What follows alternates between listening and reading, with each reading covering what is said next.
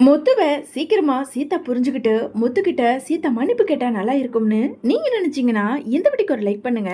வாங்க வீடியோக்குள்ள போலாம். ஆமாவால எப்படியோ தன்னோட வேலையும் கிடைச்சிருச்சு, பணமும் கிடைச்சிருச்சு, எனக்கு நல்ல பேரும் கிடைச்சிருச்சு அப்படின்னு ரொம்ப சந்தோஷத்தோட சீதா இருந்துகிட்டு இருக்க அந்த நேரம் இங்க அருணும் சீதாவை பார்த்து, என்ன சீதா, உன் மாமா தான் இந்த பணத்தை மீட்டு கொண்டு வந்து கொடுத்துட்டாருன்னு நீ சந்தோஷப்பட்டுக்கிட்டு இருக்கியா?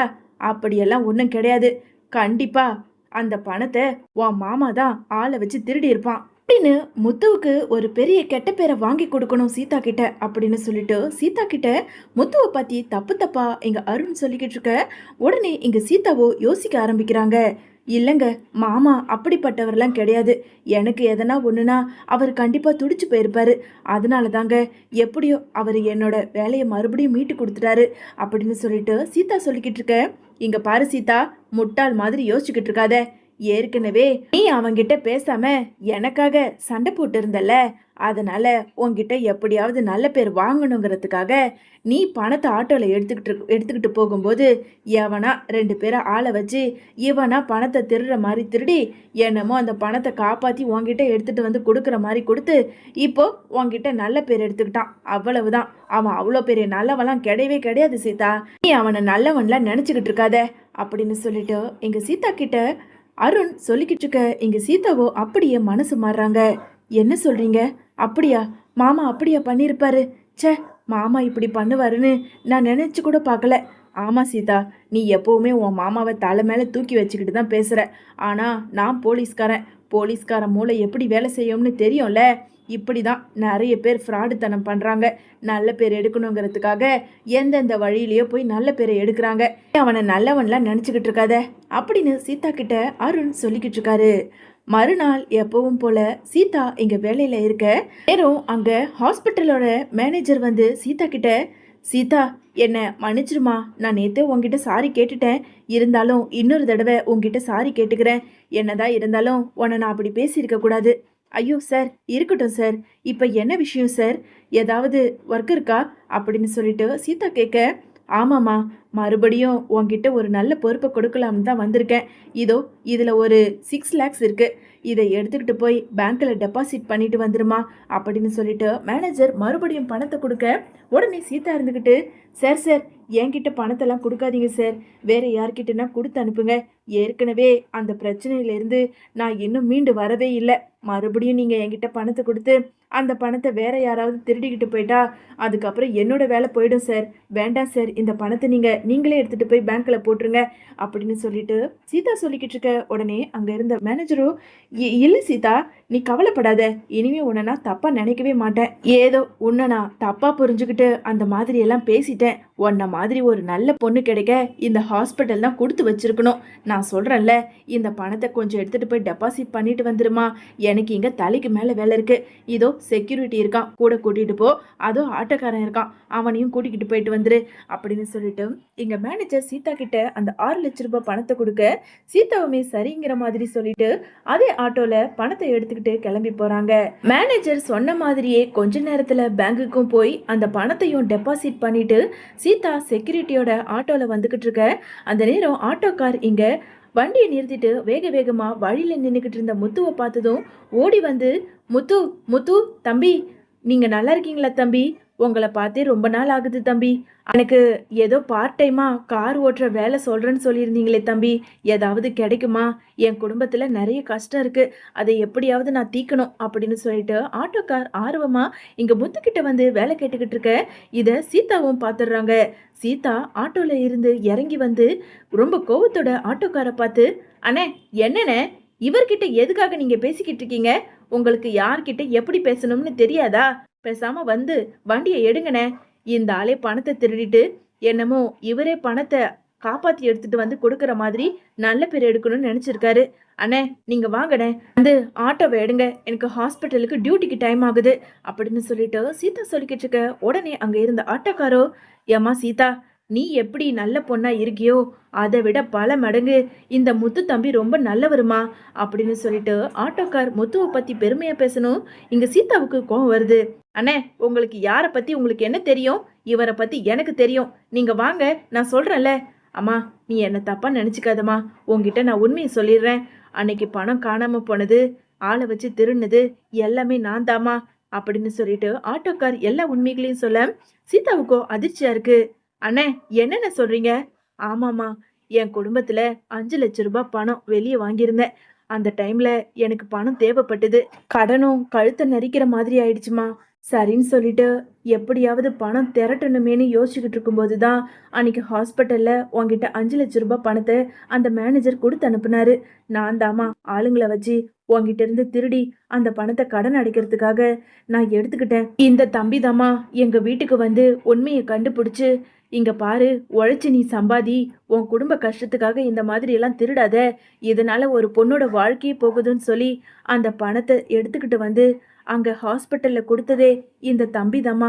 இந்த தம்பிக்கு எல்லாமே தெரியும். நான் தான் திருடினதா இந்த தம்பி ஹாஸ்பிட்டல்ல சொல்லவே இல்லம்மா. இதனால என் குடும்பத்தோட மானத்தையே இந்த தம்பி காப்பாத்திருக்கு அப்படின்னு சொல்லிட்டு எங்க ஆட்டோக்கார் சொல்ல சொல்ல இங்க சீதாவுக்கு ரொம்ப அதிர்ச்சியா இருக்கு. ஆனாலும் சீதாவுக்கு என்ன சொல்றது ஏது சொல்றதுன்னு தெரியாம முத்துவை பார்த்து ரொம்ப அவமானப்பட்டு, சீதா அண்ணே, கொஞ்சம் வண்டி எடுக்கிறீங்களா, நான் இப்பவே இங்க இருந்து கிளம்பணும் அப்படின்னு மனசு ரொம்ப வருத்தப்பட்டுக்கிட்டு குழப்பத்தோட ஆட்டோவை எடுத்துக்கிட்டு நேரா அங்க சந்திராவோட வீட்டுக்கு போறாங்க. வீட்டுக்கு வந்த சீதாவை பார்த்ததும் இங்க சந்திராவோ, வா சீதா, எப்படி இருக்க அப்படின்னு சொல்லிட்டு இங்க சீதாவை பார்த்து கேட்டதும், அம்மா, நல்லா தான் இருக்கேன், கொஞ்சம் குடிக்க தண்ணி எடுத்துக்கிட்டு வரியா அப்படின்னு சொல்லிட்டு தண்ணி எடுத்துக்கிட்டு வந்து கொடுக்க சீதாவோ தண்ணி குடிக்க அந்த நேரம் சத்யா வீட்டுக்குள்ள வராரு. வந்த சத்யா சீதாவை பார்த்ததும், என்ன சீதா, ஆமா, உன் ஆஃபீஸில் ஏதோ திருட்டு பிரச்சனை அது இதுன்னு வந்ததே, எல்லாம் சரியாயிடுச்சா? அது எப்படி சரியாகாம இருக்கும்? அதான் மாமா உனக்கு எல்லாமே சரி பண்ணி கொடுத்துருப்பாரே. சத்யா சொன்னதை கேட்டதும் எங்க சீதாவுக்கு இன்னுமுமே அதிர்ச்சியா இருக்கு. என்ன சத்யா சொல்ற? சீதா, அன்னைக்கு நான் பணத்தை கலெக்ஷன் பண்ணுறதுக்காக ஒரு ஆட்டோ டிரைவர் வீட்டுக்கு போயிருந்தேன். அந்த நேரமாக பார்த்து அவன் எனக்கு 5 லட்சம் ரூபாய் பணத்தை எடுத்துகிட்டு வந்து கொடுத்தான்.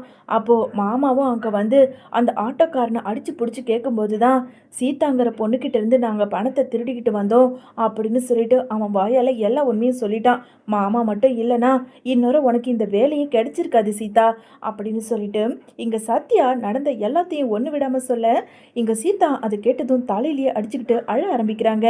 உடனே சந்திரா இருந்துக்கிட்டு, ஏய் சீதா, இப்போ என்ன நடந்தது, எதுக்காக இப்படி தலையில் அடிச்சுக்கிட்டு அழுத்துக்கிட்டு இருக்க அப்படின்னு சொல்லிட்டு சீதாவை பார்த்து சந்திரா கேட்டதும், அம்மா, நான் தப்பு பண்ணிட்டேம்மா, நான் தப்பு பண்ணிட்டேன். அருண் சொல்கிற பேச்சு கேட்டு மாமாவை நான் தப்பாக நினச்சிக்கிட்டேன்.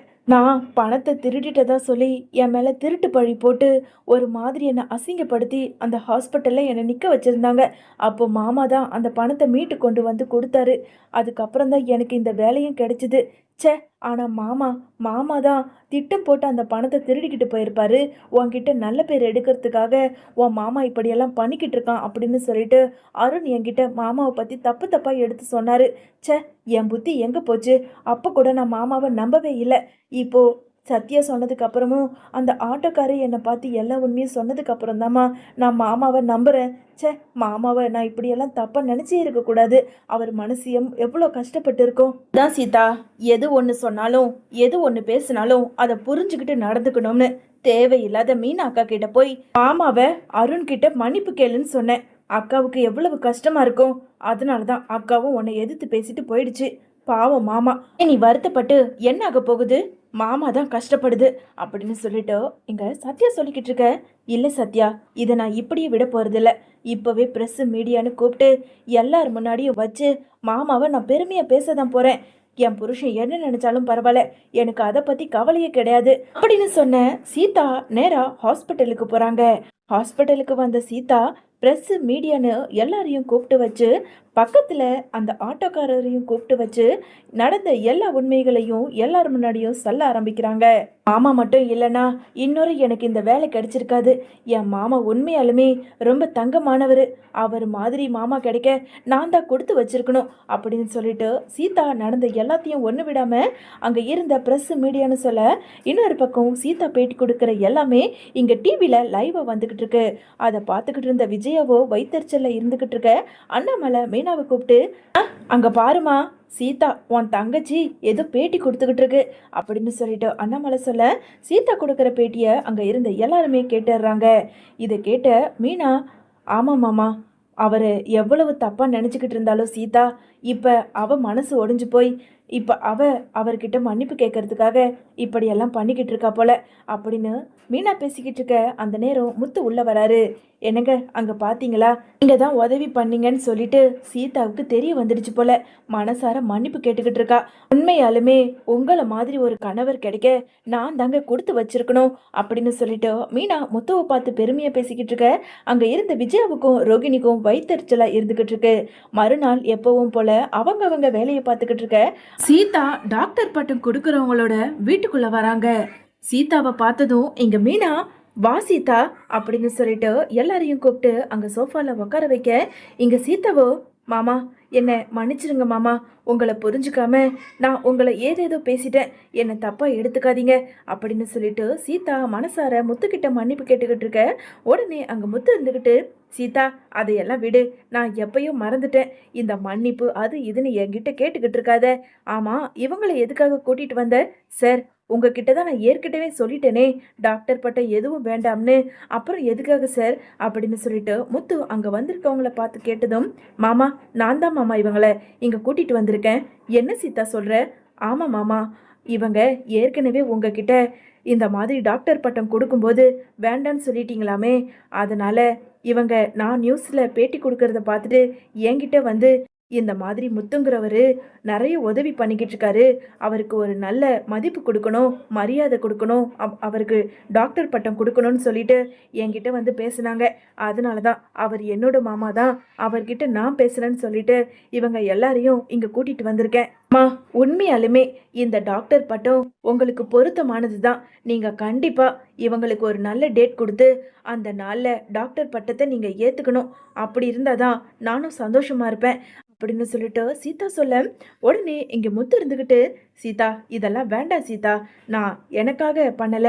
மீனா சொன்னா இந்த மாதிரி சீதா பணத்தை எங்கேயும் தொலைச்சிட்டான்னு, அதுக்காக தான் உனக்கு அந்த வேலை மறுபடியும் கிடைக்கணுங்கிறதுக்காக தான் இப்படியெல்லாம் பண்ணனே தவிர இதுல எனக்கு எந்த நோக்கமும் கிடையாது அப்படின்னு சொல்லிட்டு முத்து சொல்லிக்கிட்டு இருக்க. உடனே அங்க டாக்டர் பட்டம் கொடுக்க வந்தவங்களோ, சார் நீங்க ஏற்கனவே ஒரு உயிரை காப்பாத்திருக்கீங்க, இப்போ இவங்களோட வேலையை காப்பாத்தி கொடுத்துருக்கீங்க, இந்த மாதிரி நிறைய சோஷியல் சர்வீஸ் நீங்கள் பண்ணிக்கிட்டு இருக்கீங்க, அதனால உங்களுக்கு டாக்டர் பட்டம் நாங்கள் கொடுத்து தான் ஆகணும் சார், நீங்கள் வந்து வாங்கலைனாலும் பரவாயில்ல, இங்கேயே வாங்கிக்கங்க அப்படின்னு சொல்லிட்டு அங்கே வந்திருந்தவங்களும் இங்கே முத்துக்கிட்ட டாக்டர் பட்டத்தை எடுத்து கொடுக்க, இதை எல்லாத்தையும் பார்த்துக்கிட்டு இருந்த விஜயாவுக்கோ வயிற்றுச்சலாகி அப்படியே நின்றுக்கிட்டு இருக்காங்க.